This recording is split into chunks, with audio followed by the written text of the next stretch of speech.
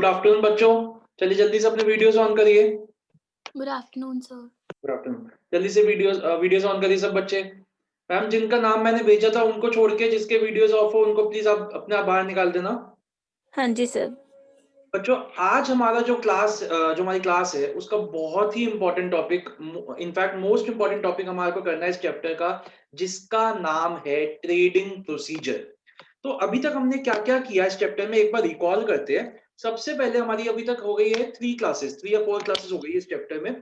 तो सबसे पहले हमने किया कि फाइनेंशियल मार्केट्स क्या होती है, ठीक है। फिर हमने उसके फंक्शंस देखे। फिर हमने देखा कि फाइनेंशियल मार्केट के ब्रॉडली 2 सेगमेंट्स होते हैं, money market and capital market. फिर हमने मनी मार्केट किया, उसके 5 इंस्ट्रूमेंट्स करे। फिर हमने देखा कि कैपिटल मार्केट क्या होती है। फिर हमने देखा कैपिटल मार्केट और मनी मार्केट के डिफरेंसेस क्या होते हैं। फिर हमने क्या किया, कैपिटल मार्केट में भी 2 सेगमेंट्स होते हैं, primary market and secondary market. तो हमने प्राइमरी मार्केट देखा। फिर हमने देखा कि सेकेंडरी मार्केट क्या होता है। हमने देखा कि सेकेंडरी मार्केट एक ऐसी जगह होती है, एक ऐसी प्लेस है जहां पे हम अपनी एग्जिस्टिंग सिक्योरिटीज को खरीद सकते हैं और बेच सकते हैं। अब सेकेंडरी मार्केट जो हमने लास्ट क्लास में किया था, तो उसमें हमने देखा था कि सेकेंडरी मार्केट में क्या क्या चीजें आती है। Secondary market comprises of stock exchange, commercial banks etcetera.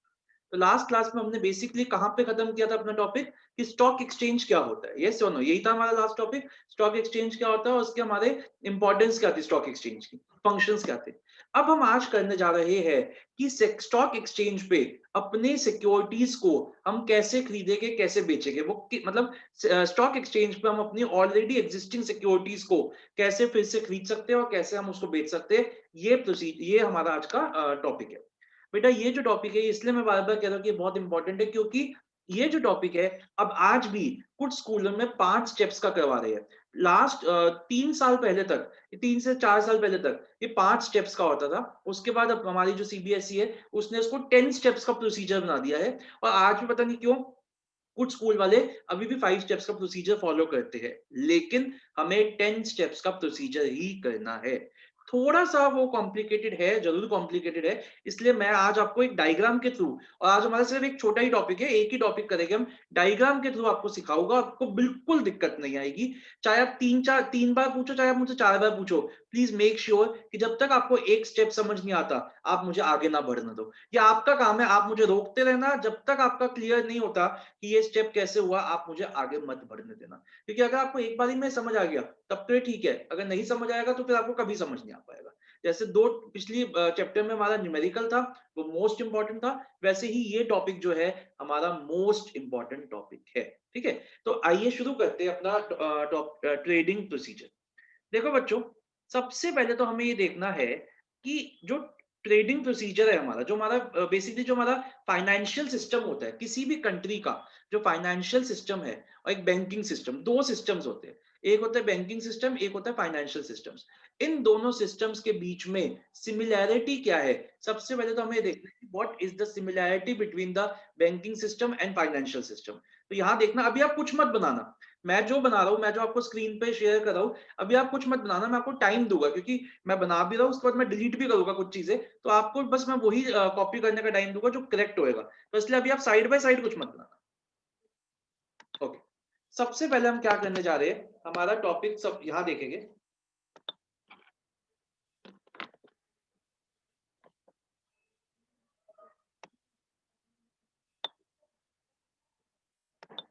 देखिए, सबसे पहले हम देख रहे हैं similarity between banking system and financial system. अभी मत बनाइएगा प्लीज।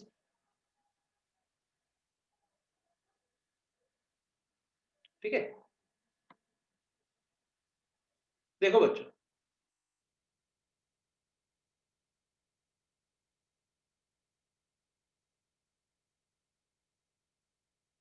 हम सबको पता है कि देखो,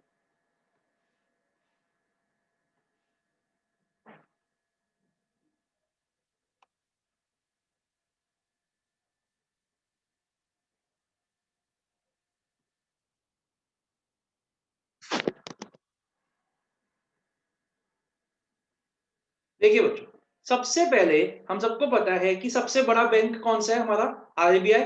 ठीक है, अब जब आरबीआई स्टार्ट हुआ हमारे देश में, तो उसको लगा कि जितने भी लोगों को बैंकिंग सर्विसेज चाहिए वो मेरे पास आ जाए। तो लेकिन धीरे धीरे उसको समझ आया कि इतनी बड़ी पॉपुलेशन को मैं अकेला हैंडल नहीं कर पाऊंगा। तो आरबीआई ने क्या किया, आरबीआई ने कहा कि मैं अपने छोटे छोटे एजेंट्स बना देता हूं। तो आरबीआई ने कहा कि मैं अपने छोटे छोटे एजेंट्स बना देता हूं। कोई बता सकते हैं इन एजेंट्स का क्या नाम होता है? कोई बता सकते हैं आरबीआई के एजेंट्स का क्या नाम होता है? Commercial bank. बिल्कुल सही आपने बोला। एसबीआई हो सकता है, पीएनबी हो सकता है, या एचडीएफसी हो सकता है, कोई भी। जितने भी बैंक्स है, इन बैंक्स को हम क्या कह सकते हैं? इन बैंक्स को हम कहते हैं कमर्शियल बैंक्स, या फिर हम कह सकते हैं एजेंट्स ऑफ आरबीआई। कोई भी सर्विसेज, चाहे वो एसबीआई दे, चाहे वो एचडीएफसी दे, चाहे वो पीएनबी दे, वो सर्विसेज आरबीआई के गाइडलाइन में रह के ही दे सकता है। कोई अपना बैंक नहीं बना सकता। अगर आज अंबानी चाहे, वो मतलब सबसे रिचेस्ट आदमी है देश, हमारे देश का, अगर वो कहे कि मुझे अपना बैंक खोलना है, वो नहीं खोल सकता जब तक आरबीआई उसको परमिशन नहीं देता। तो एसबीआई, पीएनबी, एचडीएफसी या एंड कोई भी बैंक हो हमारे देश में, वो गवर्न कौन कौन कौन उसको गवर्न कर रहा है? आरबीआई। अगर आप अपना अकाउंट, मैं कहता हूं आप अपना अकाउंट कहीं भी खुलवाओ, चाहे आप अपना अकाउंट खुलवाते हो एसबीआई में, चाहे अपना अकाउंट खुलवाते हो पीएनबी में, चाहे अपना अकाउंट खुलवाते हो एचडीएफसी में, वो सारा डाटा किसके पास जा रहा है? आरबीआई के पास। आप अपना पैसा इधर डिपॉजिट करो, इधर डिपॉजिट करो, या इधर डिपॉजिट करो, सारा पैसा डिपॉजिट हो क्या कहां पे रहा है? आरबीआई के पास। इसका मतलब हमें इससे समझ आ गया कि आरबीआई क्या है? आरबीआई है कस्टोडियन। आरबीआई क्या है? आरबीआई है कस्टोडियन ऑफ इंडियन करेंसी। ये आपने इको में भी पढ़ा होगा। आप कोई भी नोट निकालते हो बैंक से, उसके ऊपर क्या लिखता है, लिखा होता है, आरबीआई का स्टैंप होती है। तो आरबीआई क्या है? Custodian of Indian currency. जमा आप एसबीआई में करा रहे हो, चाहे पीएनबी में करा रहे हो, चाहे एचडीएफसी में करा रहे हो, लेकिन वो सारा आरबीआई के पास ही डिपॉजिट हो रहा है। और ये इन बैंक्स के ऊपर गवर्निंग बॉडी कौन है? कौन रेगुलेट कर रहा है इन कमर्शियल बैंक्स को? वो भी आरबीआई कर रहा है। इसका मतलब आरबीआई क्या बना हुआ है इस बैंकिंग सिस्टम का? रेगुलेटर। तो वो रेगुलेट भी कर रहा है पूरे बैंकिंग सिस्टम को, और वो इसका रखवाली भी कर रहा है। कस्टोडियन का मतलब क्या हो गया? कस्टोडियन का मतलब हो गया रखवाली करना, गार्ड करना किसी चीज को। तो वो सारे बैंकिंग सिस्टम की एक तो रेगुलेट भी कर रहा है उसको, और जितनी भी हमारा फंड्स है, जो भी हमारे पैसा है इस बैंकिंग सिस्टम में ट्रेवल कर रहा है, उन सबकी रखवाली भी कौन कर रहा है? आरबीआई। इतना समझ में आया बच्चों आपको? बताइए, इतनी बात समझ में आ गई? चलिए, अब हम देखते हैं कि फाइनेंशियल सिस्टम कैसे काम करता है। तो जो आरबीआई का रोल होता है, वो हमारा इधर उस रोल को प्ले करता है डिपॉजिटरी। इसका एडजेसेंट बॉडी कौन होगी यहाँ पे? यहाँ पे उस बॉडी का नाम है डिपॉजिटरी। ठीक है, तो डिपॉजिटरी इस फाइनेंशियल सिस्टम का की आरबीआई है। अब डिपॉजिटरी ने ये चाहा कि जब जो भी बंदा शेयर खरीदना चाहता है या बेचना चाहता है, वो मेरे पास आ जाए। अगेन सेम प्रॉब्लम आई उसको। उसको भी क्या प्रॉब्लम आई? इतनी बड़ी पॉपुलेशन को डील करने के लिए वो अपने आप को असमर्थ समझने लगी। तो उसने क्या किया? उसने अपने एजेंट्स बनाए। कोई बता सकते हैं डिपॉजिटरी के एजेंट्स का क्या नाम हो सकता होता है? किसी को पता हो डिपॉजिटरी के एजेंट्स का क्या नाम हो सकता है? कोई स्टॉक बताएगा? ब्रो बताइए, नंदिनी बोलिए। Stock brokers. बिल्कुल एग्जैक्टली, बिल्कुल सही बोला आपने। स्टॉक ब्रोकर्स जिसको हम कहते हैं, वो डिपॉजिटरी के एजेंट्स होते हैं। मैं आपको कुछ स्टॉक ब्रोकर्स का नाम बताता हूँ। जैसे कि सबसे पहला कार्वी सॉरी सबसे पहला स्टॉक ब्रोकर है हमारा कार्वी ब्रोकिंग सर्विसेज। शायद आप लोगों ने नाम सुना हो, कार्वी ब्रोकिंग सर्विसेज का। और मैं आपको नाम बताता हूँ, आपको शायद आप लोगों ने नाम सुने हो, India bulls. India bulls stock brokers. इसका अगर पीतमपुरा में आप M2K में गए हो, रोहिणी M2K, तो उसी के पास इसका ऑफिस भी है, इंडिया बुल्स स्टॉक ब्रोकर्स। और मैं आपको नाम बता सकता हूँ आईसीआईसीआई स्टॉक ब्रोकर्स। आईसीआईसीआई का बैंक भी है, इसकी स्टॉक ब्रोकिंग डिवीजन भी है, आईसीआईसीआई स्टॉक ब्रोकर्स। तो ये लोग कौन हो गए? इन लोगों को हम क्या बोलते हैं? इन लोगों को हम बोलते हैं स्टॉक ब्रोकर्स। और हम इनको कहते हैं डिपॉजिटरी पार्टिसिपेंट्स। क्या कहते हैं हम इनको? हम इनको कहते हैं डिपॉजिटरी पार्टिसिपेंट, क्योंकि वो इस डिपॉजिटरी के पार्टिसिपेंट है, इनके एजेंट्स है। तो इसको हम डिपॉजिटरी पार्टिसिपेंट्स कहते हैं। और तीसरा हम क्या कह सकते हैं इनको, ऑब्वियसली ये तो कह ही सकते हैं एजेंट्स ऑफ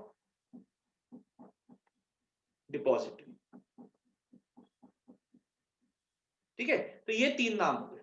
अब चाहे आप अपना अकाउंट, अपना ब्रोकिंग सर्विसेज, चाहे आप कार्वी से लो, चाहे आप इंडिया बुल्स से लो, चाहे आप आईसीआईसीआई के थ्रू शेयर्स खरीदो या ना खरीदो या बेचो, वो सब के सब जो हमारी डिपॉजिटरी है जिसका नाम है NSDL, national security depositories limited, उसी के पास सारा डाटा जाता है, सारी डिटेल जाती है। चाहे आप कार्वी में अपनी शेयर्स खरीदो या बेचो, कार्वी के थ्रू, चाहे इसके थ्रू बेचो, चाहे इसके थ्रू बेचो, वो हो सारा कुछ कहां पर है, इस डिपॉजिटरी में जिसका नाम है एनएसडीएल। देखो आरबीआई एक बॉडी है, लेकिन हमारे भारत में, हमारे इंडिया में 2 डिपॉजिटरीज है, एक है एनएसडीएल और एक है सीडीएसएल। तो हमारे पास 2 डिपॉजिटरीज है, कुछ कुछ अकाउंट्स एनएसडीएल हैंडल करता है, कुछ सीडीएसएल करता है। तो एनएसडीएल की फुल फॉर्म क्या हो गई, नेशनल सिक्योरिटीज डिपॉजिटरीज लिमिटेड, और कुछ अभी मत लिखिए, सब लिखा हुआ है आपके नोट्स में। और सीडीएसएल की फुल फॉर्म क्या हो गई, सेंट्रल डिपॉजिटरी सर्विसेज लिमिटेड। तो आपको इसमें हमारे को नहीं सोचना कि कौन हैंडल कर रहा है, वो ऑटोमेटिकली कुछ अकाउंट्स ये हैंडल करते हैं और कुछ अकाउंट्स ये हैंडल करते हैं। ठीक है, सारी की सारी ब्रोकर्स जो भी सर्विसेज देते हैं वो डिपॉजिटरी की गाइडलाइन के अंदर रह के ही देते हैं। इसका मतलब ये डिपॉजिटरी कौन सा फंक्शन प्ले कर रही है, ये फंक्शन प्ले कर रही है custodian of Indian securities, custodian of Indian securities. एक मिनट सिया, एक सेकंड रुक जाओ, कस्टोडियन ऑफ इंडियन सिक्योरिटीज। अब जो यहाँ पे आरबीआई रेगुलेटर का काम भी कर रहा था, डिपॉजिटरी ने अपने आप को रेगुलेटर नहीं बनाया। डिपॉजिटरी ने कहा कि रेगुलेटर का काम मैं किसी और बॉडी को देती हूँ, और उसने एक और बॉडी बना दी जिसका नाम क्या है, जिसका नाम उसने रख दिया, क्या किसको बता सकता है कौन है रेगुलेटर फाइनेंशियल सिस्टम का, कोई बताएगा? सेबी। बिल्कुल सही आपने बोला, सेबी। उसने एक और बॉडी बना दी जिसका नाम है सेबी, और सेबी को इतनी पावर्स दे दी कि वो डिपॉजिटरी को भी गवर्न करता है और उसके नीचे सब ब्रोकर्स एंड सारे फाइनेंशियल सिस्टम को गवर्न करता है। तो सेबी क्या है, सेबी है हमारा रेगुलेटर, सेबी है रेगुलेटर। तो देखिएगा जो काम बैंकिंग सिस्टम में आरबीआई अलोन कर रहा था, वो यहाँ पे 3 लोग कर रहे हैं, सेबी जो रेगुलेटर का काम कर रहा है, और एनएसडीएल और सीडीएसएल जो मिलके डिपॉजिटरी का काम कर रहे हैं। सिया बताइए क्या डाउट है? तो हमको डिपॉजिटरी क्या होता है समझ नहीं डिपॉजिटरी क्या होता है मैं आपको समझाता हूँ। देखिए बच्चों, पहले क्या था, अच्छा एक बात बताइए, जब आप बैंक में जाते हो, आप बैंक में अपना ऐसा देख लेते हैं, आजकल तो सारा डिजिटल इंडिया का जमाना है, इतनी ट्रांजैक्शंस डिजिटली चल रही है। आपने मेरे को फीस भेज दी, मैंने आपको कुछ पैसे भेज दिए पेटीएम के थ्रू, अमेजोन के थ्रू, सब काम डिजिटली हो रहा है। क्या मैं कह सकता हूँ कि आज की डेट में हार्ड कैश, जो कैश है वो तो बहुत कम है, मतलब मार्केट में हार्ड कैश की ट्रांसफर्स तो बहुत कम हो रहे हैं। अब एक बात बताओ, ये जो सारा सिस्टम चल रहा है, पैसा यहाँ ट्रांसफर हो रहा है, कोई यहाँ से भेज रहा है, कोई वहां से भेज रहा है, इन सब का रिकॉर्ड कहाँ रखा जा रहा है, ये कहाँ रखा जा रहा है, आरबीआई के पास। ठीक है, वैसे ही जो भी शेयर्स है, मैं आपको शेयर्स के बारे में थोड़ी सी बात बताता हूँ। पहले क्या होता था, जब आप किसी कंपनी से शेयर खरीदते थे ना, वो आपको एक फिजिकल पेपर इशू करते थे, उस पेपर पे लिखा होता था that Siya is the holder of 100 shares of Tata power, ऐसे कोई भी कंपनी का नाम है, और वो शेयर सर्टिफिकेट जो आपके पास होता था, दैट इज योर प्रूफ कि ये आपके पास ये शेयर है इस कंपनी के। ठीक है, लेकिन क्या होने लग गया कि जो पेपर है वो फट जाता है, खराब हो जाता है, गीला हो गया, गल कुछ भी हो सकता है, चोरी हो गया, बहुत सी दिक्कतें होती है। तो उसको हमने क्या कर दिया, पेपरलेस सिस्टम बना दिया। तो डिपॉजिटरी क्या है, डिपॉजिटरी अगर मैं आपको बताऊं तो डिपॉजिटरी ना एक वॉल्ट है, डिपॉजिटरी एक तिजोरी है। ठीक है, बहुत बड़ी तिजोरी है, इलेक्ट्रॉनिक कहीं है, हमारे को नहीं पता वो कहाँ है, इलेक्ट्रॉनिकली एक तिजोरी है जिसके अंदर छोटे छोटे बहुत सारे वो बने हुए लॉकर्स बने हुए। ठीक है, बहुत सारे लॉकर्स बने हुए। अब क्या होता है, जैसे ही कोई बंदा शेयर मार्केट में अपने शेयर्स खरीदना या बेचना चाहता है, तो सबसे पहले, अभी मैं बताऊंगा आपको, सबसे पहले वो एक डिपॉजिटरी से एक लॉकर ले लेता है कि एक लॉकर मुझको दे दो। जैसा आप बैंक में जाके अपना अकाउंट खुलवाते हो, वैसा आप डिपॉजिटरी को कहते हो कि ये लॉकर ये मेरे को दे दो। और भी शेयर खरीदूंगा बेचूंगा इलेक्ट्रॉनिकली, वो आप इसमें रखते हैं। सर जैसे वानी को एंट्री दे दो। एक मिनट, मैम वानी को एंट्री दे दो, वानी को कोई वानी को एंट्री दे दीजिए मैम। हाँ जी सर। सर बहुत सारे बच्चे ना कैमरा ऑन नहीं कर रहे हैं। मैम जिनका मैंने नाम दिया था सिर्फ वो बच्चे ऑफ रखेंगे, एक मिनट। हाँ जी सर। बेटा सब बच्चे अपने वीडियोस ऑन करिए। जिन बच्चों ने मेरे को रिक्वेस्ट भेजी थी, मैंने मैम को उनका नाम दे दिया है, उनके अलावा कोई बच्चा अपना वीडियो ऑफ नहीं रखेगा। जिनके नाम आ चुके, मैम उनको बाहर नहीं निकालेगी। जिन्होंने मेरे को नहीं बोली, कोई रीजन नहीं दिया, वो अपने वीडियोस प्लीज ऑन रखिए। तो सिया, जैसे एक मेल, जैसे आपका जीमेल है, ठीक है, आपका भी उसमें जीमेल पे अकाउंट है, मेरा भी है, नंदिनी का भी है, सात्विक का भी है, बहुत बच्चों का है। तो वो जो आप जीमेल, वो जो जीमेल का जो सर्वर है, वो डिपॉजिटरी है, ठीक है। वैसे ही जो शेयर्स हम खरीद रहे हैं या बेच रहे हैं, जिसका सारा डाटा, कौन सा शेयर किसके पास पड़ा है, वो जो डाटा जहां स्टोर होता है, उस सर्वर को हम डिपॉजिटरी कहते हैं। समझ आया? ठीक है। तो बच्चों पहले आप इतना बताइए मेरे को, अभी हम इसका प्रोसेस शुरू करेंगे। अभी आप लोगों को ये समझ आ गया जो हमने अभी तक पढ़ा है? ये कंपैरिजन समझ में आ गया? अब आप लोग जल्दी से अपने नोट्स पे, स्पेस फॉर नोट्स पेज पे पहले ये कंपैरिजन ड्रॉ करिए। ये कंपैरिजन बनाइए जल्दी से। जो नहीं आपको समझ में आ रहा है सामने, वो मुझसे पूछ लीजिए।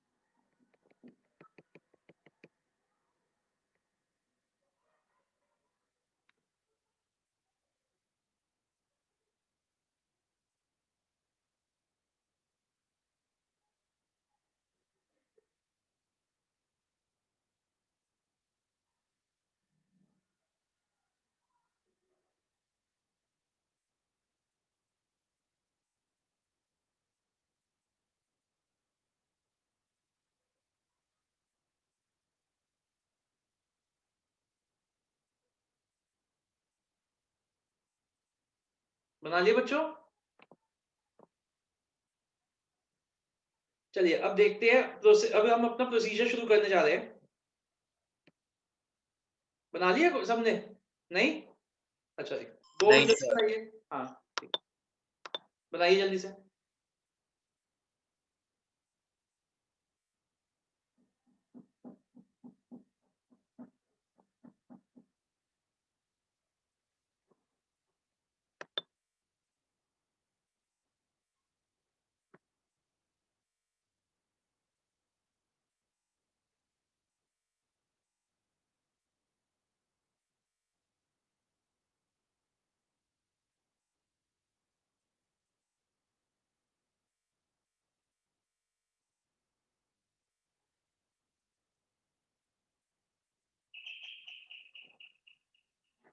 थोड़ा सा जल्दी बच्चों।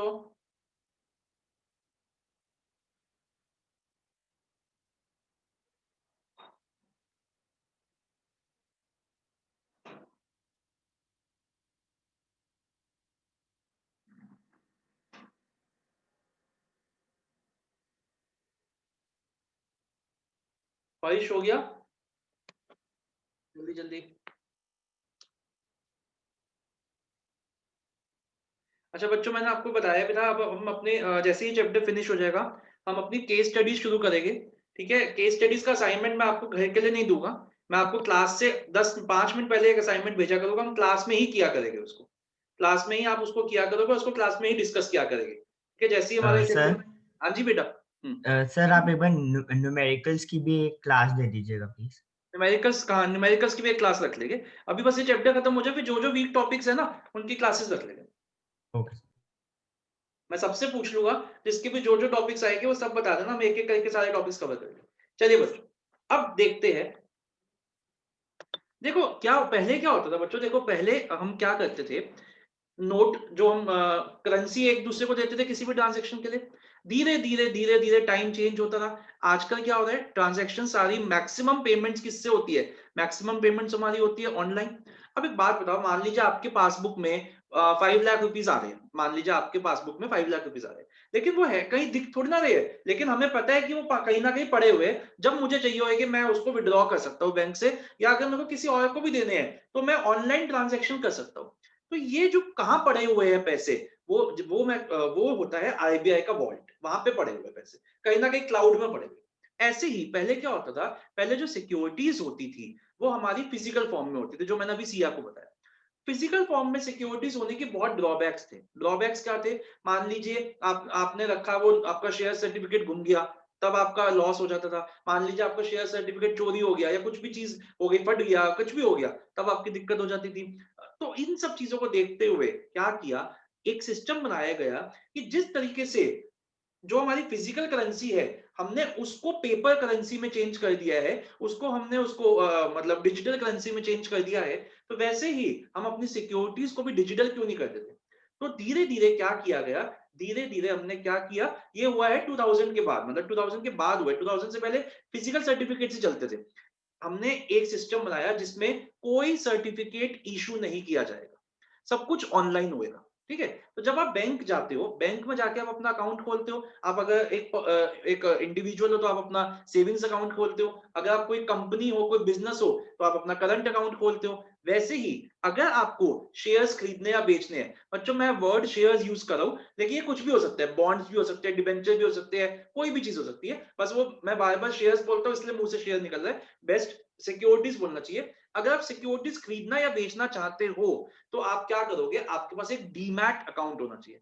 What is a demat account, demat account is your vault, वो एक आपका तिजोरी है जिसमें आप अपने सारे शेयर्स रखोगे, इलेक्ट्रॉनिकली जाके नहीं रखने, आप ऑनलाइन जैसे ट्रांजेक्शन करोगे, अगर आपने खरीदे तो आपके उस डीमैट अकाउंट में आ जाएगी, और अगर आपने बेचे तो वो आपके डीमैट अकाउंट से चले जाएगी। जैसे आपका बैंक में अकाउंट होता है जिसमें आप अगर कहीं से पैसा आता है तो वो रिफ्लेक्ट हो जाता है, और जब आप उसको देते हो किसी को तो वो निकल जाता है। वैसे डीमैट अकाउंट आपका एक तरीके का सिक्योरिटीज का बैंक अकाउंट है, जैसे आपने कोई सिक्योरिटी खरीदी तो उसके अंदर आ जाएगी, और अगर आपने कोई बेची तो उसमें से चली जाएगी। यहां तक बात समझ में आ गई। अब जो मैंने कहा कि शेयर खरीदना, अगर आप कंपनी से डायरेक्टली शेयर खरीदते हो तो कोई मुश्किल नहीं है, आपने कंपनी को पैसे दिए, कंपनी ने आपको शेयर्स दे दिए। जो आपको अपनी ऑलरेडी एग्जिस्टिंग सिक्योरिटीज को जब बेचना है या खरीदना है, वो एक अलग तरीके का प्रोसेस होता है जो अब हम करने जा रहे हैं, जिसको हम कहते हैं ट्रेडिंग प्रोसेस। स्टॉक एक्सचेंज पे आप अपने शेयर्स खरीद सकते हो। ठीक है, अब जो ये स्टॉक एक्सचेंज है, स्टॉक एक्सचेंज ना एक बहुत, जिसको कहते हैं ना, जैसे गिल्ली डंडा, क्रिकेट, ये तो सबके गेम्स हो गए, लेकिन गोल्फ क्या है, गोल्फ एक एलीट क्लास का गेम है, ये रिच लोगों का गेम है। गोल्फ का अगर आपको गोल्फ खेलनी है तो आपको क्या करना पड़ेगा, जो गोल्फ क्लब्स होते हैं उसके मेंबर बनना पड़ेगा। वैसे ही अगर आप सिक्योरिटीज खरीदना या बेचना चाहते हो तो आपको स्टॉक एक्सचेंज का मेंबर बनना पड़ेगा, जैसे Bombay stock exchange, Delhi stock exchange, etcetera stock exchange. लेकिन इनकी मेंबरशिप आसान नहीं होती, मेरी बात को सुनना, इनकी मेंबरशिप बहुत बहुत महंगी होती है। जैसे आप गोल्फ खेलने जाते हो, कि गोल्फ क्लब की जो मेंबरशिप है वो कई मतलब बहुत ही ज्यादा महंगी होती है। इसका क्या मतलब हुआ कि अगर मैं उसमें मेंबरशिप को अफोर्ड नहीं कर सकता तो क्या मैं कभी गोल्फ नहीं खेल सकता, नहीं। अगर आपको गोल्फ खेलनी है, वंस इन अ व्हाइल, आपका हॉबी है, मेरे को बस एक बार खेलनी है, तो आप क्या कर सकते हो, आप उन लोगों की सर्विसेज ले सकते हो जो उनके मेंबर्स बने हुए हैं। मान लीजिए आपका कोई फ्रेंड मेंबर बना हुआ है, तो आप उसको कह सकते हो यार मेरे को भी एक बार मेरे को ले चलियो अपने साथ, मैं इसकी मेंबरशिप अफोर्ड तो नहीं कर सकता, लेकिन तू मुझे एक बार ले चलियो अपने साथ, मैं थोड़ा सा खेलना चाहता हूँ। वैसे ही अगर आप स्टॉक एक्सचेंज में शेयर्स खरीदना या बेचना चाहते हो तो आपको उसका मेंबर बनना पड़ेगा। लेकिन जैसे मैंने कहा, उसका मेंबर बनने के लिए you have to be rich. आपको बहुत ज्यादा पैसे होने चाहिए, तभी जाके आप उसके मेंबर बन सकते हो मेंबरशिप को लेने के लिए। मेरे पास इतने पैसे नहीं है, मान कई लाखों की मेंबरशिप फीस होती है, तो इसका क्या मतलब हो गया कि मैं कभी शेयर नहीं खरीद सकता, मैं कभी शेयर नहीं बेच सकता? नहीं, आप शेयर खरीद सकते हो, बेच सकते हो। मैं उनकी सर्विसेज ले सकता हूं जो ऑलरेडी उनके मेंबर बने हुए हैं। समझ में आई बात? तो मैं क्या करूंगा, मैं जो उनके मेंबर्स है मैं उनको बोलूंगा कि आप मेरे बिहाफ पे शेयर्स खरीदो और शेयर्स बेचो, मैं आपको बताता रहूंगा, आप खरीदते रहो। समझ में आ गया पूरा बात? समझ में आ गई? एक तरीके से इसको ऐसे समझिए, ये ना एक बहुत बड़ा क्लब है। What is a stock exchange? वो एक क्लब है जो कि सिर्फ एक एलीट क्लास जो है, पॉपुलेशन जो हमारे देश की एलीट क्लास के लिए, उसके लिए खुला है। मतलब आपको मेंबर बनना पड़ेगा, तभी आप उस क्लब में एंट्री ले सकते हो और अंदर जाके आप क्या कर सकते हो, अपने एग्जिस्टिंग शेयर्स खरीद बेच सकते हो और खरीद सकते हो। लेकिन मेरे पास इतने पैसे नहीं है कि मैं उस क्लब की मेंबरशिप अफोर्ड कर सकूं। तो बाहर कुछ लोग खड़े हैं जिन्होंने क्या कर रखा है, उनकी मेंबरशिप ले रखी है और वो कहते हैं अगर आप शेयर खरीदना या बेचना चाहते हो तो ऐसा करिए, हमें कुछ थोड़ी सी फीस दे दो और हम आपके बिहाफ पे क्या करेंगे, अंदर जाके शेयर्स खरीदेंगे और बेचेंगे। समझ में आ गया पूरा सिस्टम? ठीक है, अब मैं आपको एक डायग्राम से बताता हूँ कि ये मैंने क्या बोला। थोड़ी सी ड्राइंग मेरी ऐसी है, प्लीज उसको आप अवॉइड करना। देखो, सबसे पहले हम बनाते हैं एक डिपॉजिटरी। यहां पे मैंने बनाई एक डिपॉजिटरी। ठीक है, ये हो गई एक डिपॉजिटरी और इस पे मैं कुछ अकाउंट्स दिखा रहा हूं, मैं सारे नहीं दिखा रहा, मैं बस 5 अकाउंट्स दिखा रहा हूं कि 5 लोगों के अकाउंट्स मेरे को चाहिए अपने एग्जांपल में।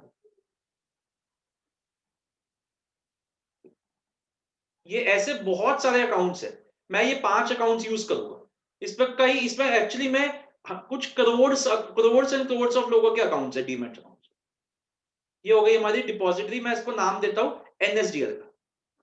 बेटा एक एक चीज को समझना, इसके नीचे मैं बनाता हूं एक बैंक, क्योंकि बैंक के बिना तो शेयर्स नहीं खरीद सकते ना, तो मैंने बना दिया एसबीआई। ये है एसबीआई। एसबीआई में भी बहुत सारे अकाउंट्स है, मेरे को 5 अकाउंट्स चाहिए तो मैं 5 अकाउंट्स बनाता हूं।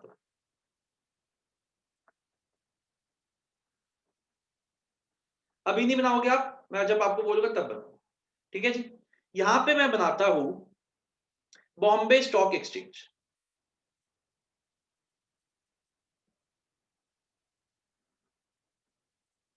ये है बॉम्बे स्टॉक एक्सचेंज। ठीक है, ये वो क्लब है जहां पे शेयर्स खरीदे या बेचे जाते हैं। ठीक है, अब हम आगे चलते हैं। यहां पे ये वो बंदा है जिसने इसकी ऑलरेडी मेंबरशिप ले रखी है, ब्रोकर 1। ये वो बंदा है जिसने इसकी मेंबरशिप ले रखी है, जैसे हंसल मेहता, हर्षद मेहता, ऐसे लोग। ये दूसरा ब्रोकर है।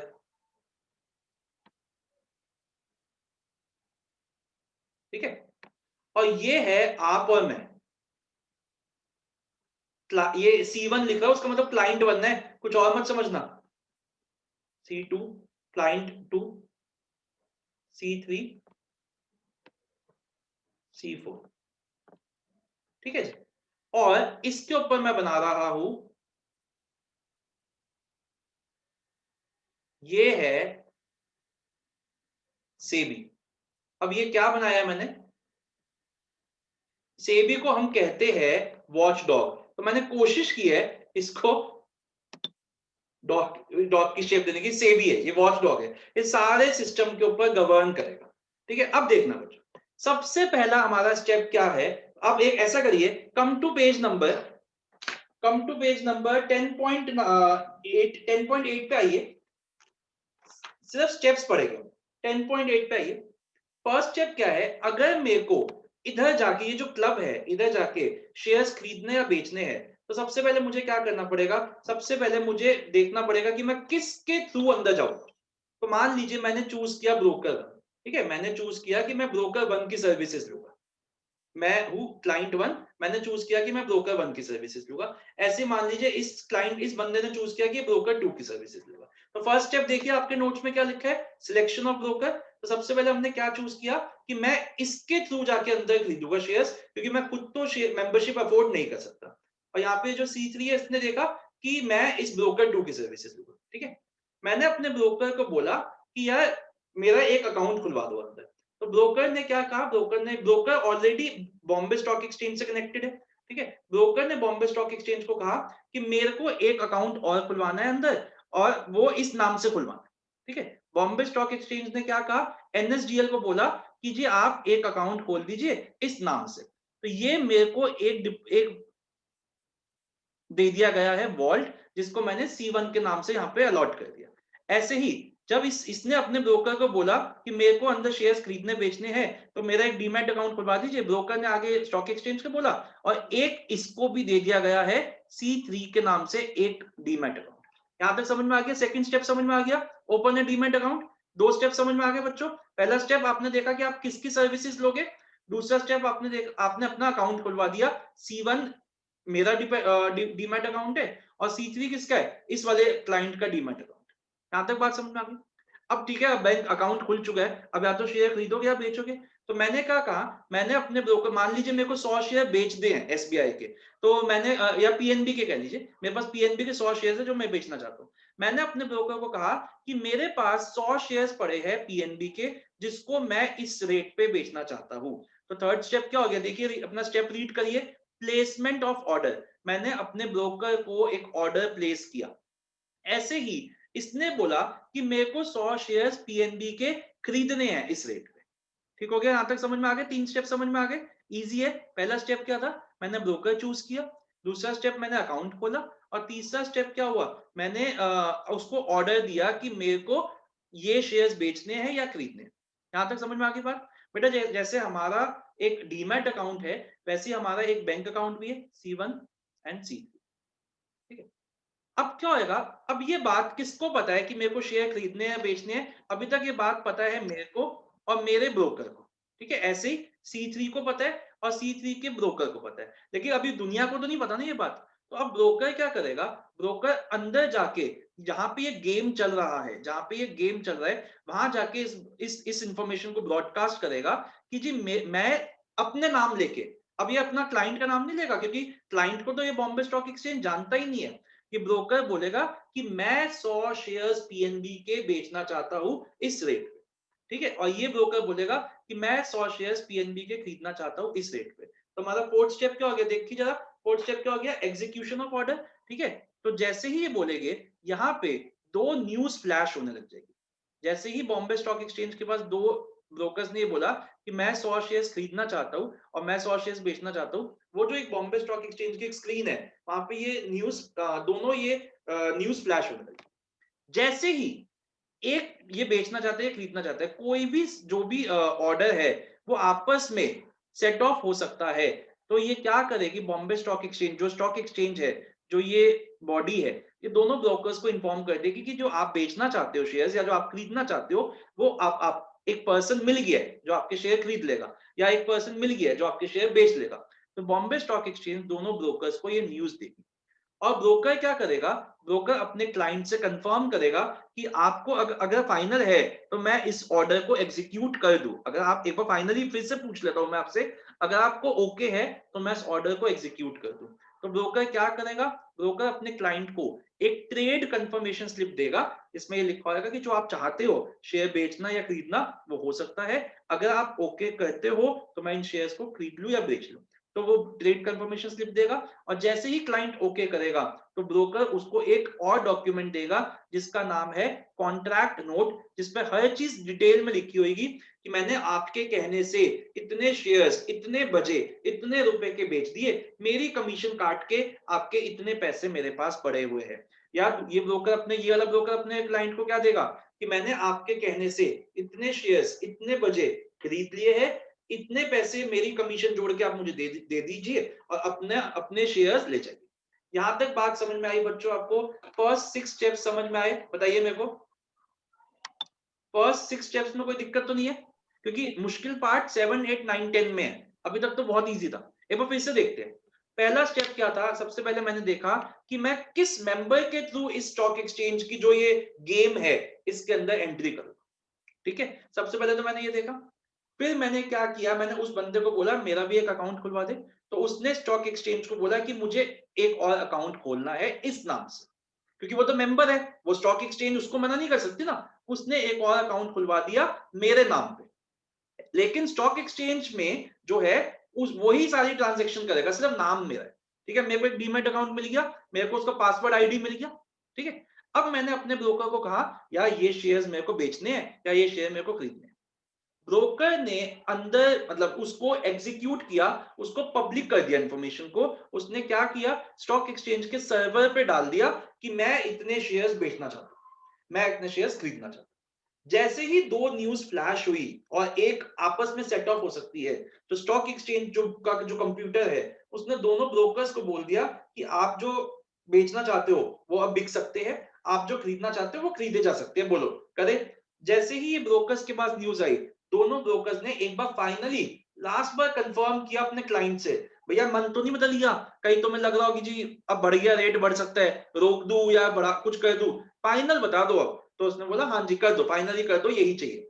तो जैसे ही उसने फाइनल बोल दिया, तो क्या होएगा, जो हमारा ब्रोकर है वो ट्रेड कंफर्मेशन स्लिप और उसके बाद कॉन्ट्रैक्ट नोट इशू करेगा, जिसमें ये लिखा जाएगा कि आपके कहने से मैंने शेयर बेच दिए या आपके कहने से मैंने शेयर खरीद लिए, मेरी इतनी कमीशन है, ये दे जाइए मेरे को, अपने शेयर ले जाइए या फिर मेरे से पैसे ले जाइए।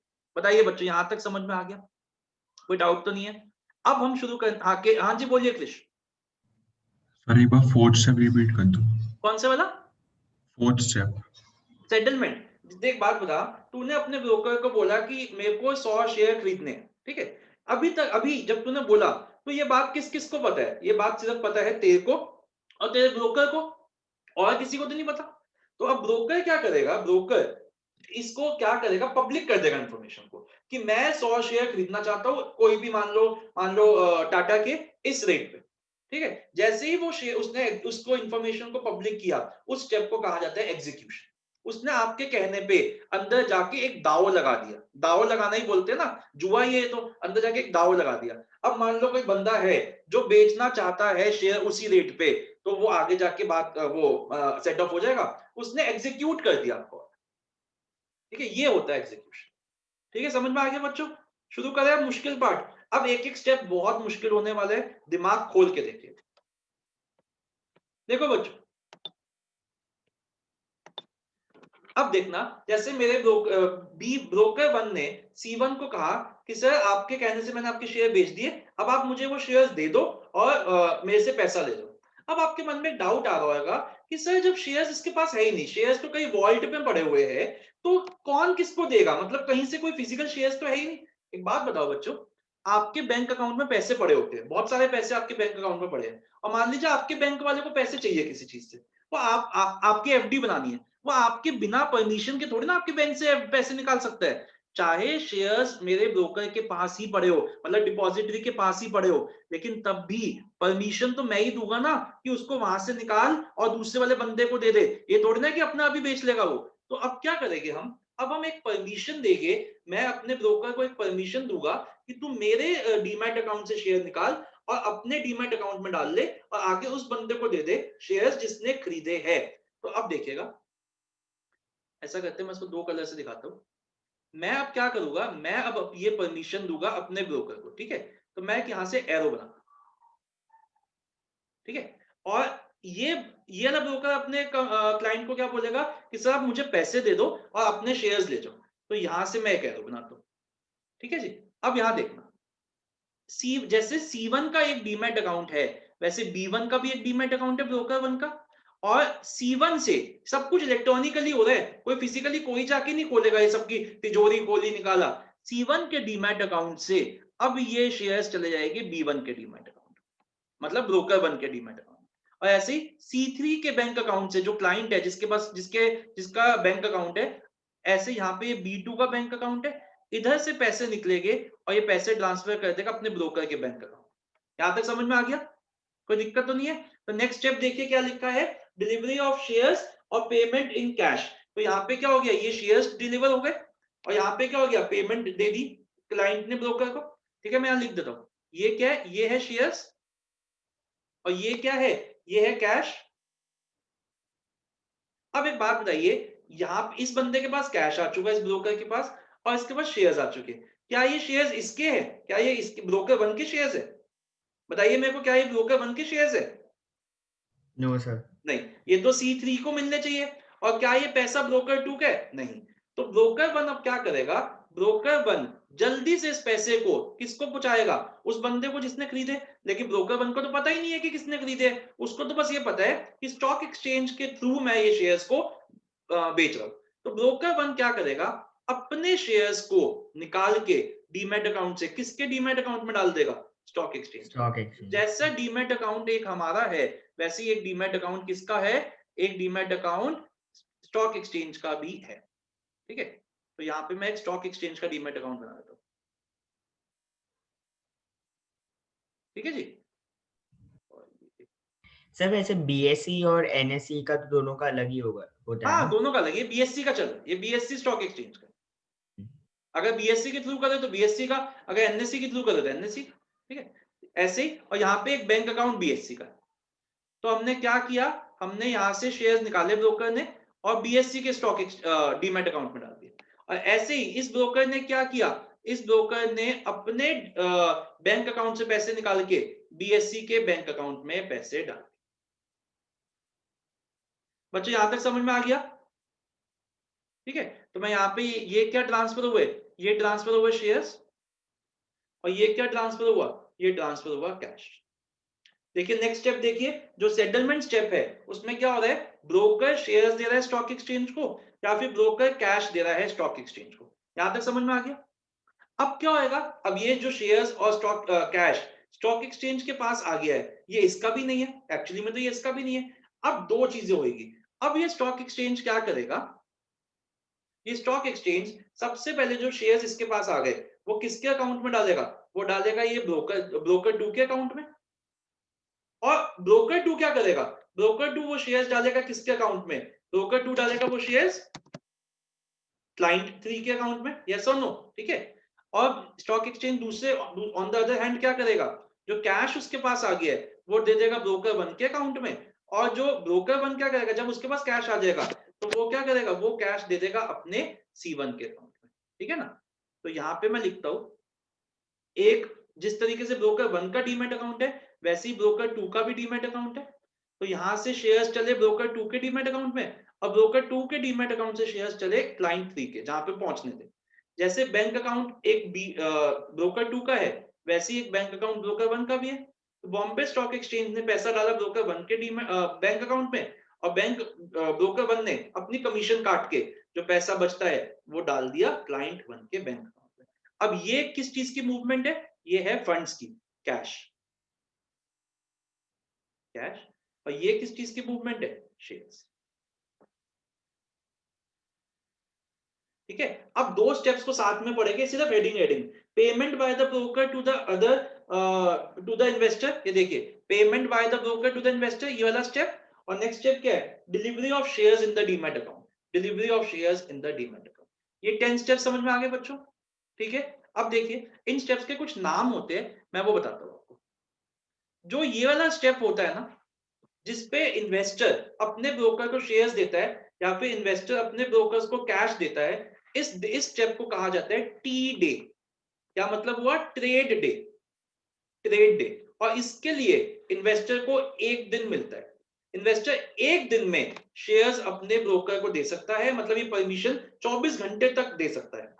और ये कैश जो है वो एक दिन के अंदर अंदर तक ट्रांसफर कर सकता है। ठीक है, जैसे ही ये भी ट्रेड डे हो गया। ठीक है, उसके बाद एक दिन मिलता है ब्रोकर को कि जो शेयर्स या जो कैश उसके पास आया वो आगे बॉम्बे स्टॉक एक्सचेंज तक दे सकता है। 24 घंटे उसको मिलते हैं, जिसको हम कहते हैं पे इन डे। पे इन डे। पे इन डे, जिसको हम T+1 भी कह सकते हैं। टी डे मतलब ट्रांजेक्शन डे प्लस 1 डे। ठीक है, ऐसे ही ये कैश यहां पे ट्रांसफर करेगा, इसको हम कहेंगे पे इन डे।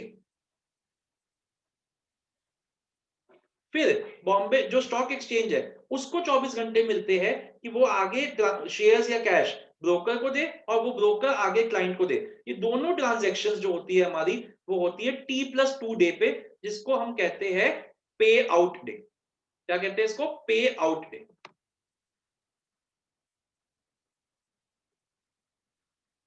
T+2 इसका मतलब क्या हो गया कि कोई भी ट्रांजैक्शन जो आज हुई है वो 3 दिन के अंदर अंदर खत्म होगी।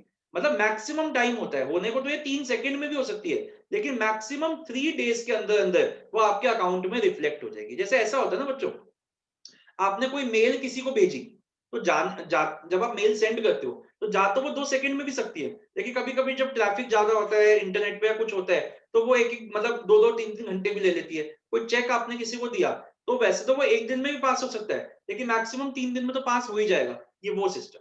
अब आप मुझको बताइए बच्चों, आपको ये समझ में आया कि नहीं आया? किसी को कुछ पूछना है?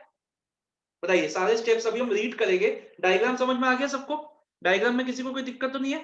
एक बार 6 7 सॉरी 7 8 9 10 स्टेप एक बार फिर से देखते हैं। देखो, जैसे ही आपको कॉन्ट्रैक्ट नोट मिला, जैसे ही आपको कॉन्ट्रैक्ट नोट मिला, आप क्या करोगे?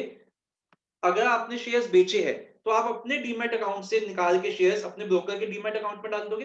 ठीक है, यहाँ ये जो मैंने यहाँ किया, ठीक है। और अगर आपने शेयर्स खरीदे हैं, तो आप क्या करोगे? तो आप अपने बैंक अकाउंट से निकाल के पैसा अपने ब्रोकर के बैंक अकाउंट में डाल दोगे। समझ में आ गया? फिर क्या होएगा? अब ये पीछे हो रहा है, अब आपका रोल खत्म हो गया। अब ये पीछे हो रहा है कहीं ना कहीं डिजिटल वर्ल्ड में। जो आपका ब्रोकर है, वो शेयर्स जो मीडिएटर है बीच में, स्टॉक एक्सचेंज, उसको दे देगा। जो आपके ब्रोकर है जिसके पास पैसा आ चुका है, वो आगे स्टॉक एक्सचेंज को पैसा दे देगा। ठीक है, ये हो गया। यहाँ पे ये आ गया, यहाँ पे ये आ गया। उसके बाद क्या होगा? 2 स्टेप्स होएंगे। स्टॉक एक्सचेंज वो पैसा या तो आपके ब्रोकर को दे देगा, और या फिर शेयर्स आपके ब्रोकर को दे देगा, और वो ब्रोकर शेयर्स आपके अकाउंट में डाल देगा, या फिर आपका ब्रोकर आपके अकाउंट में कैश डाल देगा। ये देखिए। ठीक है, किसी का मन में कोई डाउट तो नहीं है? समझ में आ गया सारा? अब इसको रीड करना शुरू करें एक बार। किसी को कुछ पूछना है? सबसे पहले बच्चों, ये डायग्राम आपको बनाना है, पूरा अच्छे से बनाइए। एरोस का खास ध्यान रखना। जल्दी से बनाना शुरू करिए जहां पे स्पेस फॉर नोट्स है। अब आप हाँ, एक मिनट। अब आपके मन में डाउट ये आना चाहिए कि सर आपने सारी चीजों का रोल बता दिया, लेकिन आपने ये जो कुत्ता बनाया ऊपर, मैं कुत्ता इसको इसलिए बोलता हूँ क्योंकि इसको बोला ही जाता है, SEBI is the watch dog. अगर इसको, इसका रोल क्या है, ये आपने बनाया क्यों है? कोई बता सकता है इसका क्या रोल है? और देखो, हर चीज को मैंने कनेक्ट किया है कहीं ना कहीं से। इसको तो मैंने किसी से कुछ कनेक्ट ही नहीं किया, तो इसका क्या रोल है? रेगुलेट करना सर। ये रेगुलेट करा है। और देखिए, इसको मैंने सबसे ऊपर बनाने की कोशिश की है कि ये ब्रोकर के ऊपर भी वॉच रखेगा, ये स्टॉक एक्सचेंज से भी पावरफुल है, ये डिपॉजिटरी से भी पावरफुल है। ये सारे सिस्टम को रेगुलेट कर रहा है। अगर किसी भी कहीं पे भी किसी भी पॉइंट पे कोई ना कोई फ्रॉड हो रहा है या कुछ भी हो रहा है, तो सेबी उस पे एक्शन लेगा। इसलिए मैंने उसको किसी से कनेक्ट नहीं किया, बस उसको सबसे टॉप पे दिखाया है। ठीक है बच्चों, तो जल्दी से इसको बनाइए, फिर हम इसके स्टेप्स रीड करेंगे और मैं आपको उसका स्लैंग भी दूंगा। जल्दी से इसको अपने स्पेस फॉर नोट्स को बनाइए। एरोस का ध्यान रखिएगा प्लीज।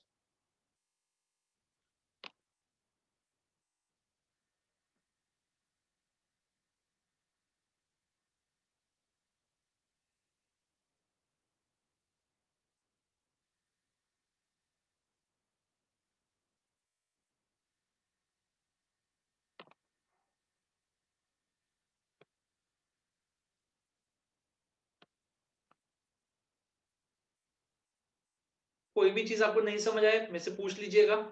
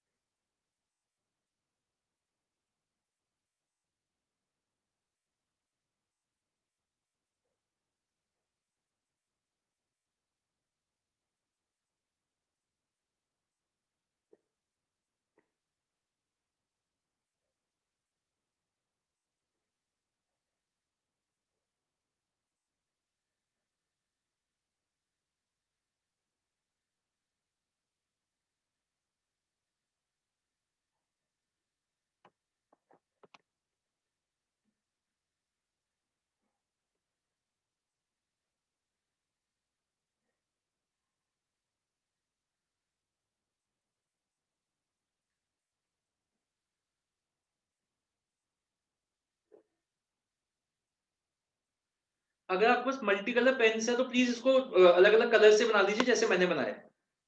आपको बिल्कुल दिक्कत नहीं आएगी जब आप इसको बाद में रिवाइज करोगे। जिन जिन बच्चों के मैम वीडियोस ऑफ हो रहे हैं, इनको ऑन करिए प्लीज।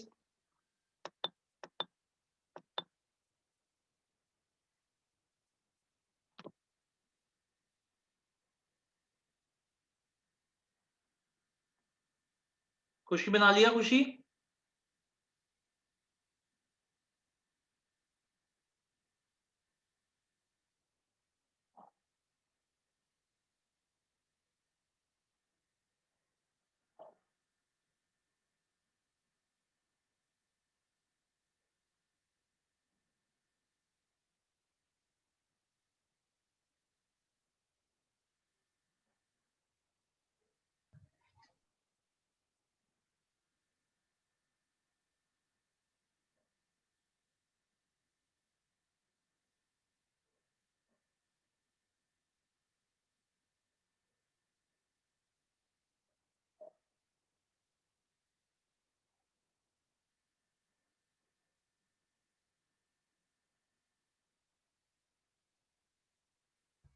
सर ये T+2 और ये सब है जो इसमें T क्या स्टैंड करता है? ट्रेड डे जो होता है वो टी होता है हमारा। ये जैसे trade day, this is T. 24 घंटे इसमें मिले, फिर एक दिन और मिला T+1 और फिर T+2। ट्रेड डे वो हो गया जिस दिन फाइनली जो क्लाइंट है उसके जिस पास दिन पहुंचता फाइनल है। हो गया और जिस दिन आपका इन्वेस्टर अब वो शेयर्स या कैश अपने ब्रोकर को पास करेगा। ओके।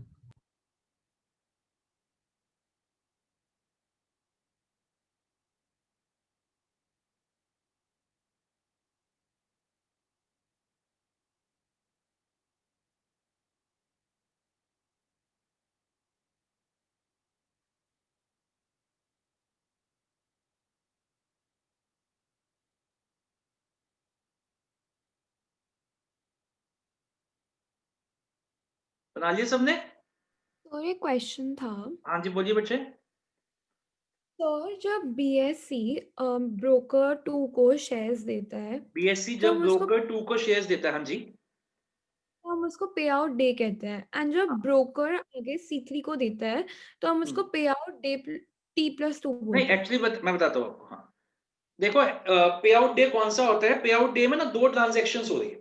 ब्रोकर भी जो स्टॉक एक्सचेंज है वो ब्रोकर को भी दे रहा है और उसी दिन में ब्रोकर आगे C3 को भी पास करता है। तो बेसिकली ये दोनों ही ट्रांजैक्शन पे आउट डे कहलाती है। मतलब इन दोनों ट्रांजैक्शन के लिए 24 आवर्स ही होते हैं। ओके। हाँ, तो जैसे ही ब्रोकर के पास शेयर्स आ जाएंगे उसको आगे पास करने पड़ेंगे। क्यों पास करने पड़ेंगे? क्योंकि उसको पैसे मिल चुके हैं उसके। ठीक है, तो ये दोनों ट्रांजैक्शंस पे आउट डे होती है। ठीक है सर।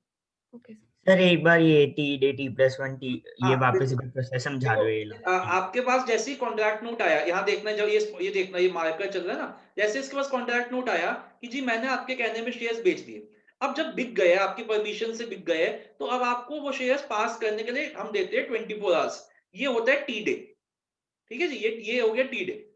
उसके अब ऐसे ही इस वाले ब्रोकर ने जब इस वाले क्लाइंट के पास जब एक कॉन्ट्रैक्ट नोट आया कि मैंने शेयर्स खरीद लिए हैं, आप मुझे पैसे दे दो, तो इसको 24 आवर्स दिए जाएंगे पैसे आगे पास करने के लिए। ये हो गया टी डे। अब इस ब्रोकर के पास पैसा आ चुका जो उसकी अमानत नहीं है, ये किसी और की चीज इसके पास आ चुकी, क्योंकि एक्चुअली में पैसा किसको बिलोंग होता है? C1 को, क्योंकि शेयर तो उसी के थे। ये तो बस एक इंटरमीडियरी से बीच में। तो ये ब्रोकर जल्दी से पैसा किसको दे देगा? जो आगे बॉडी है बॉम्बे स्टॉक एक्सचेंज को दे देगा। इसके लिए हम इसको 24 आवर्स देते हैं। ये हो गया T+1 डे, पे इन डे, जिसको हम पे इन डे कहते हैं। ठीक है, ऐसे यहाँ पे हाँ बोलो साथ में। हाँ सर हाँ। ठीक है, ऐसे ही इस ब्रोकर के पास शेयर्स आ चुके जो इसके नहीं है। ये शेयर्स किसको बिलोंग करते हैं? C3 को। तो ये क्या करेगा? जल्दी से जल्दी इन शेयर्स को किसको पास कर देगा? ब्रोकर बीएससी को, क्योंकि ये तो बीएससी को ही जानता है ना बीच में, ये तो नहीं जानता यस किसने खरीदे इसको। ठीक है, अब ये हो गया पे इन डे। फिर बॉम्बे स्टॉक एक्सचेंज क्या करेगा? उसके पास सब चीजें पहुंच चुकी है, पैसा भी पहुंच गया और शेयर्स भी पहुंच गए, लेकिन वो उसके तो नहीं है। तो बॉम्बे स्टॉक एक्सचेंज क्या करेगा? जल्दी से जिस ब्रोकर को शेयर्स देने उसको शेयर्स देगा और जिस ब्रोकर को पैसे देने उस ब्रोकर को पैसे देगा। ये हो गया पे आउट। और फिर ब्रोकर के पास जैसे शेयर्स या पैसे आएंगे वो अपने अपने क्लाइंट्स को दे देंगे।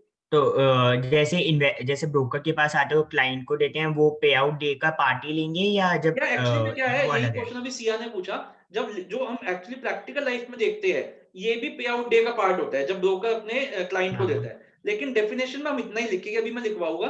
What is pay out day? Pay out day is that day जिसमें जो एक्सचेंज है वो ब्रोकर को शेयर्स या कैश देती है। बट प्रैक्टिकल लाइफ तो में इसको भी पे आउट डे ही बोला जाता है, अगर प्रैक्टिकली। वैसे एग्जाम डेफिनेशन नहीं अभी मतलब वैसे लिखवाऊंगा मैं आपको इसके लिए कोई डेफिनेशन, अलग नाम तो नहीं है ना सर?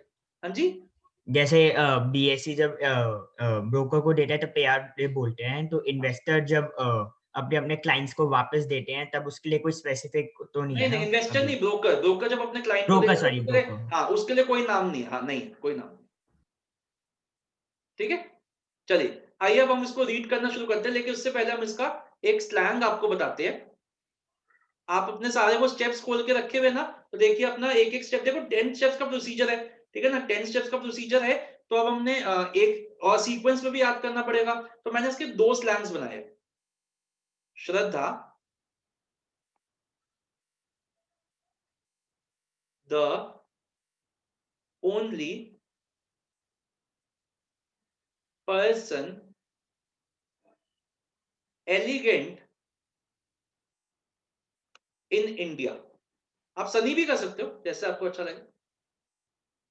ठीक है, पहले 6 स्टेप्स का स्लैंग हो गया, और फिर नेक्स्ट स्लैंग है द सुपर प्रिटी दीवा। बेटा सीक्वेंस में याद करना है, इसलिए कोई इससे अच्छा स्लैंग बना सके तो प्लीज मुझे बताइएगा, मैं शेयर करूंगा आपके नाम से, उसको आगे की क्लासेस में भी बोलूंगा। तो एस से क्या हो गया, सिलेक्शन ऑफ ब्रोकर्स। डी से क्या हो गया, सॉरी ये डी ये नहीं है, ये हटाओ। डी ओ से क्या हो गया, opening of a demat account. P से प्लेसमेंट ऑफ ऑर्डर। ई से एग्जीक्यूशन ऑफ ऑर्डर। आई से issue of trade confirmation slip. I से issue of contract note. D से डिलीवरी ऑफ शेयर्स। एस से सेटलमेंट। पी से payment for cash. And D से वो delivery by the broker to the investor, delivery of shares in the demat account.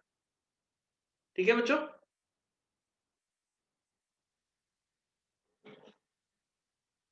लिख लिया सबने, read करेगा भाई ये?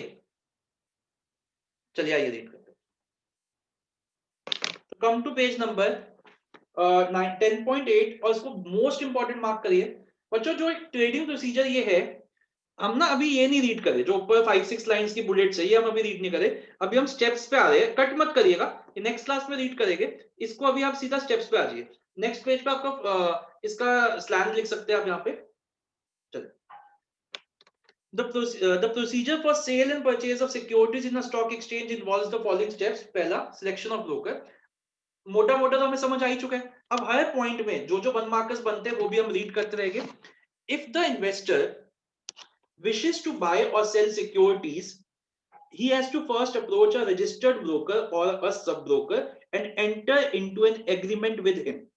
The investor has to sign। बच्चों यहाँ पे 2 चीजों को हाईलाइट करिए, broker client registration form agreement and a client registration form. तो यहाँ पे 1 मार्क का क्वेश्चन लिखिए, what are the 2 types of forms, what are the 2 types of documents or forms that are executed।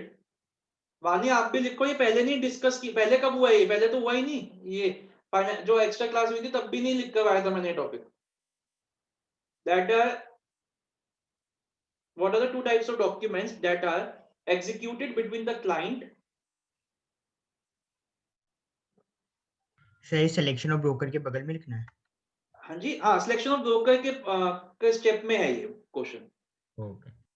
What are the 2 types of documents or forms executed between the broker and the investor।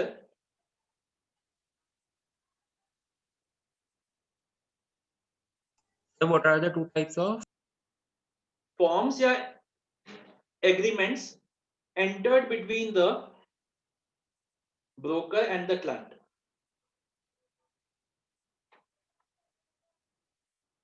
ठीक है, तो आपका answer क्या है, broker client agreement and a client registration form.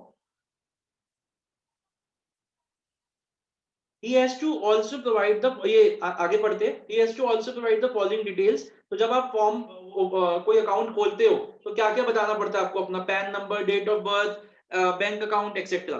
बेटा इसमें ना एक क्वेश्चन आता है, बहुत ही इंपॉर्टेंट क्वेश्चन है, आप देखोगे पैन नंबर के आगे क्या लिखा है, दिस इज मैंडेटरी।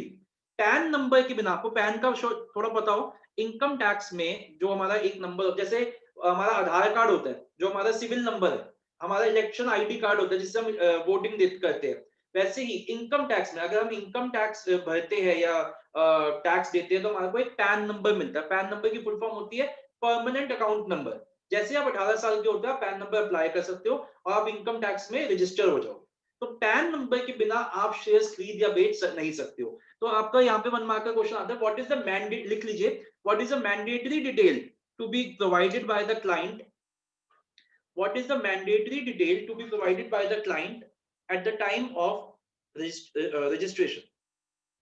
ये बहुत बार पूछा गया है एमसीक्यूज में।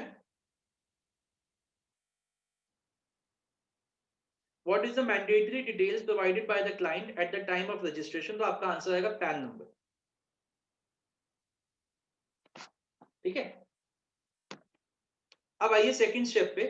अब आपने अपना ब्रोकर चूज कर लिया, उसके बाद आपने अपना रजिस्ट्रेशन करवा ली। अब आप उसको बोलोगे कि भाई मेरा एक डीमैट अकाउंट खुलवा दे, मेरा अंदर एक डिपॉजिटरी को कह के डीमैट अकाउंट खुलवा दे। तो नेक्स्ट स्टेप पे आइए, open a demat account. Demat account क्या होता है मैं डिटेल में बताऊंगा नेक्स्ट क्लास में आपको। डीमैट अकाउंट आपको बता ही दिया मैंने, एक इलेक्ट्रॉनिक अकाउंट है, इसमें आपकी सारी सिक्योरिटीज रखी जाएगी। तो the investor has to open a demat account और अ बेनिफिशियरी ओनर अकाउंट। तो यहाँ पे 1 मार्क का क्वेश्चन लिखिए, what is the other name of demat account? What is the other name of demat account? Beneficiary owner account.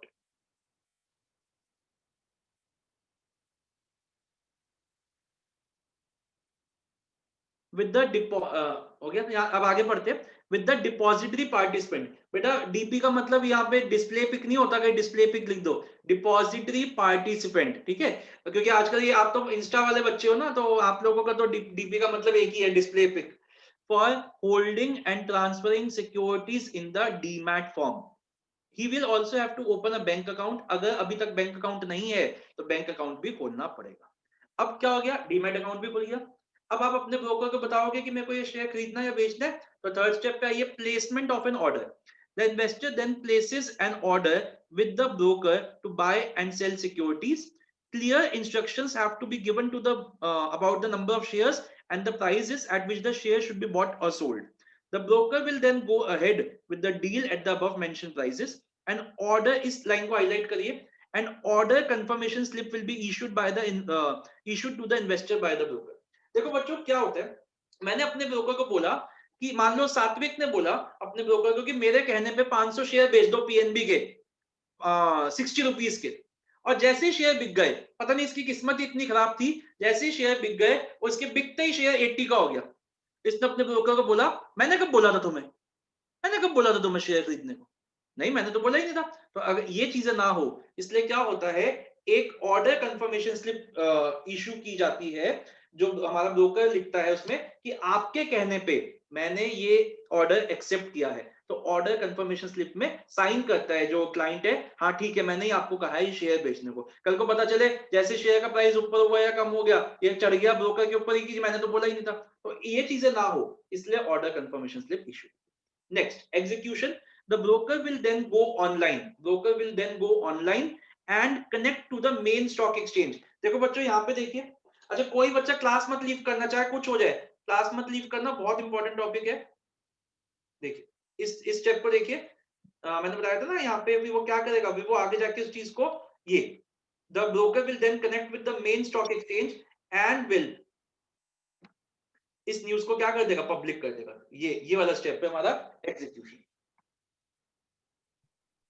Okay, so broker will then go online and connect to the main stock exchange and match the share prices available।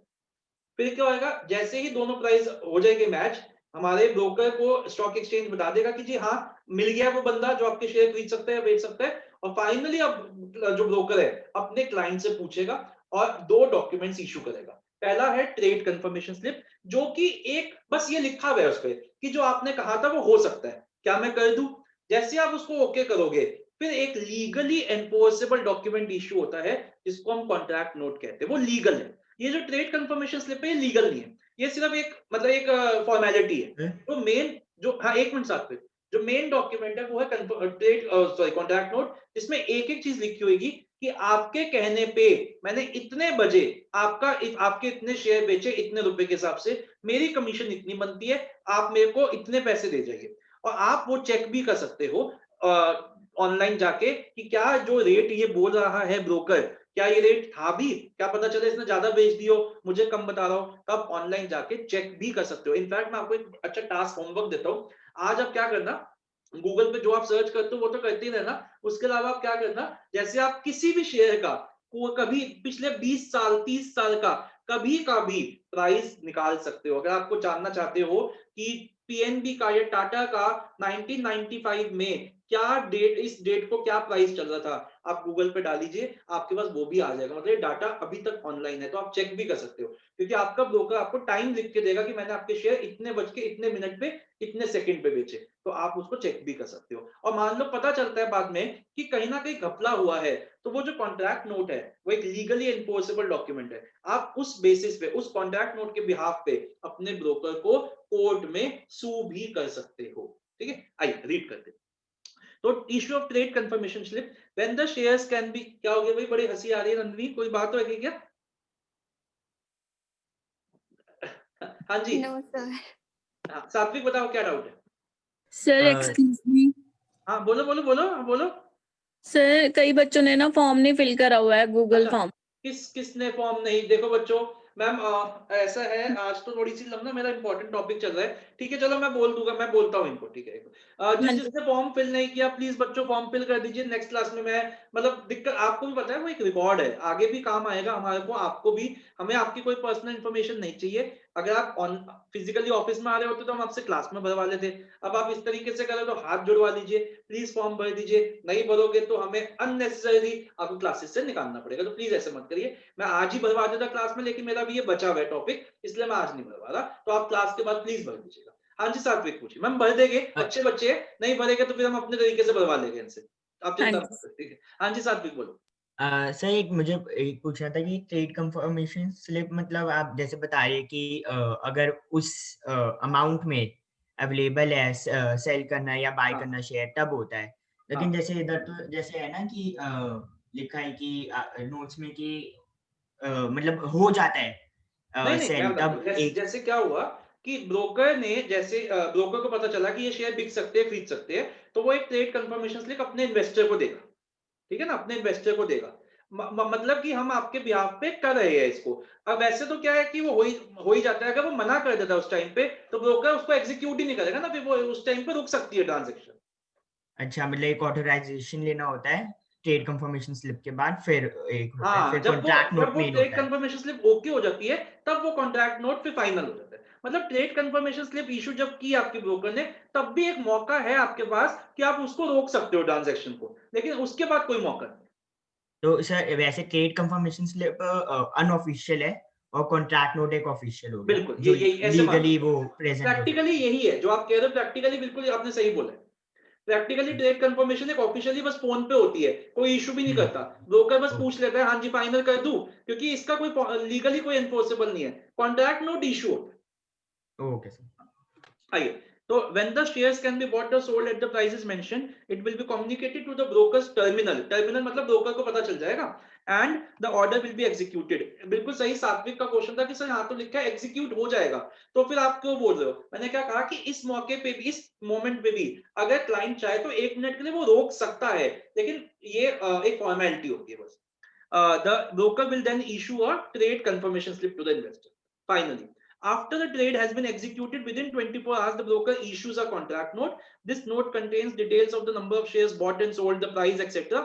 यहाँ से mark करिए, this is an important document as it is legally enforceable and helps to settle disputes between the investor and the broker. A unique order code number is assigned to each transaction by the stock exchange and is printed on the contract note. ठीक है, तो जो भी transaction number होता है, जैसे कि आप कोई भी ऑनलाइन ट्रांजैक्शन करते हो, चाहे पेटीएम पे करो, अमेजोन पे करो, किसी पे भी करो, एक ट्रांजैक्शन आईडी क्रिएट होता है कि आगे कोई भी गलती होती है, प्रॉब्लम होती है, तो आप उस आईडी के थ्रू उसको ट्रैक कर सकते हो। वैसे ही ये है ट्रेड कंफर्मेशन नंबर। अब बच्चों इंपॉर्टेंट स्टेप्स समझना, थोड़ा सा दिमाग खोल के समझना। अब क्या होगा, अब शेयर्स ब्रोकर, इन्वेस्टर अपने ब्रोकर को देगा और पैसा इन्वेस्टर अपने क्लाइंट ब्रोकर को देगा, ठीक है। तो आइए, now the investor has to deliver the shares sold or pay cash for the shares bought। This should be done immediately after receiving the contract note. बेटा 7 स्टेप के लेफ्ट में लिखिए trade day, T day.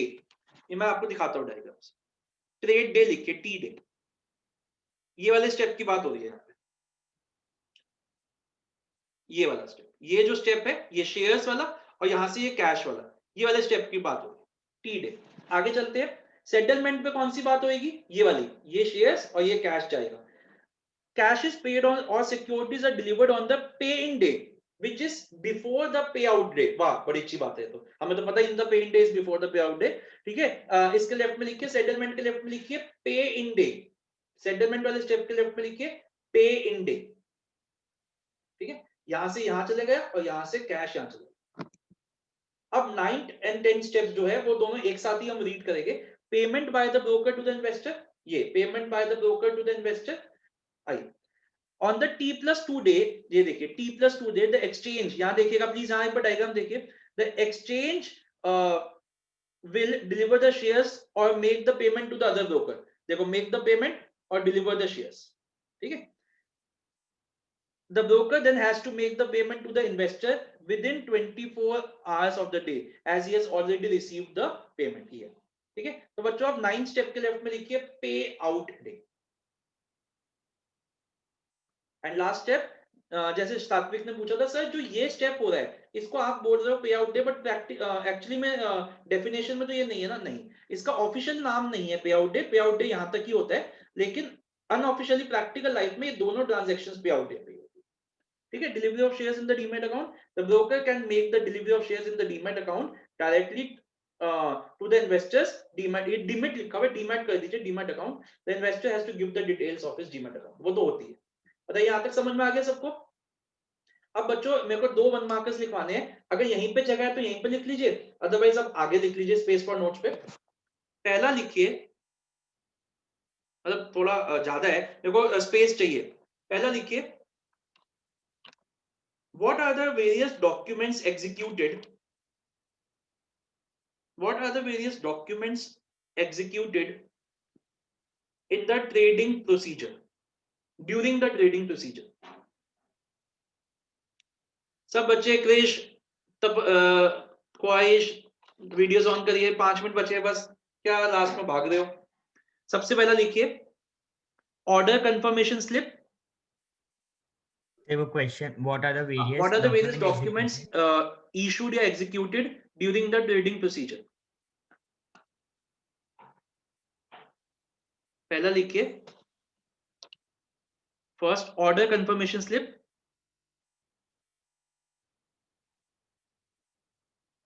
this is issued by the broker to the investor, this is issued by the broker to the investor at the time of receipt of order। अंश क्या हो रहा है बेटा, at the time of receipt of order।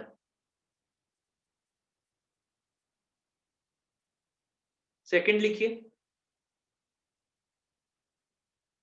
Trade confirmation slip,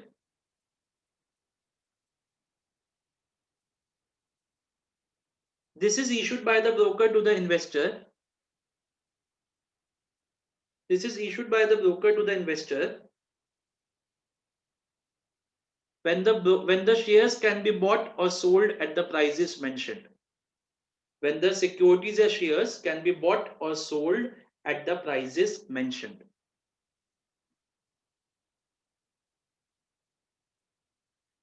अब next one marker बनाइए, what is the legally enforceable document, what is the legally enforceable document issued by the broker to the investor। तो इसका नाम क्या बताया, कौन बताएगा इसका नाम, Contract note. Contract note. One marker question है कॉन्ट्रैक्ट नोट। अगर आपसे 3 पूछे जाए डॉक्यूमेंट्स पहले वाले क्वेश्चन में ही तो आप तीनों लिख दीजिएगा, अगर पूछा जाए 2 तो आप वो 2 लिख सकते हो, अगर लीगली पूछा जाए तो ये वाला, ठीक है। तो तीनों सारे टाइप्स के क्वेश्चंस आ गए।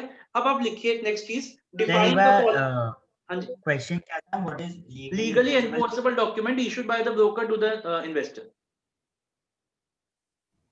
अगर आपसे 3 डॉक्यूमेंट्स पूछे जाए तो तीनों लिख दीजिए, अगर 2 पूछे जाए तो आप कोई भी दो लिख सकते हो, और अगर लीगली एनफोर्सेबल पूछा जाए तो आपको ये तो लिखना ही लिखना है कॉन्ट्रैक्ट नोट। अब आप लिखिए next question, define the following terms. First लिखिए trade day.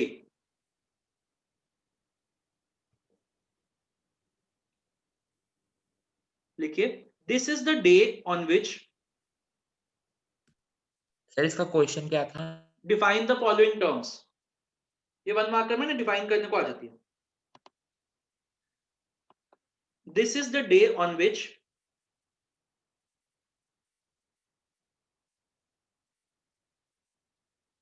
the investor has to deliver the shares sold. The investor has to deliver the shares sold. This is the day on which the investor has to deliver the shares sold or pay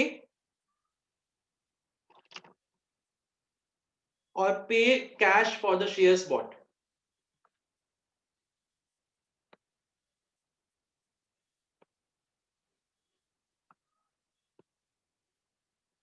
उसके बाद लिखिए next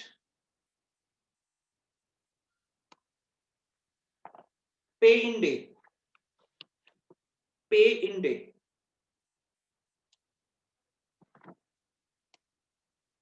this is the day on which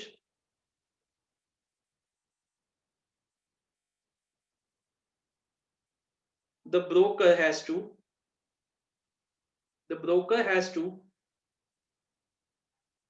pay the cash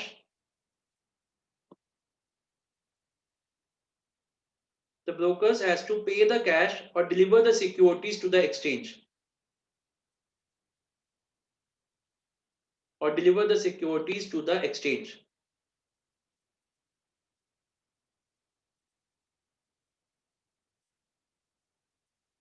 third term लिखिए पे out day.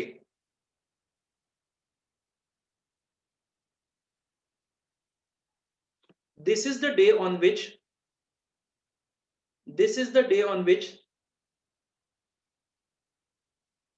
the exchange will deliver the shares or make the payment to the other broker.